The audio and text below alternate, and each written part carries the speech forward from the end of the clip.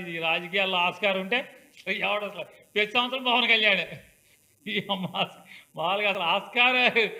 రాజకీయాల్లో ఆస్కార్ ఉంటే అసలు ఆస్కార్ కొట్టుడు అసలు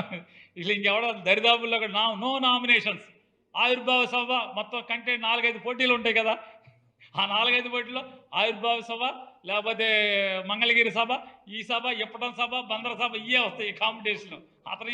అతనే పోటీలు ఈ రాజకీయ ఇక ఆస్కార్లు ఎవడతారు no nominations all nominations by Pawan Kalyan meetings ఏం చెప్తాం ఆయన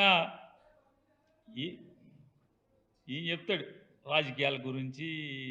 నీతుల గురించి ప్రజాసేవ గురించి కమిట్మెంట్ గురించి 2 నెలలకు 2 రోజులు వచ్చేళ్తాడు శనివారం ఆదివారం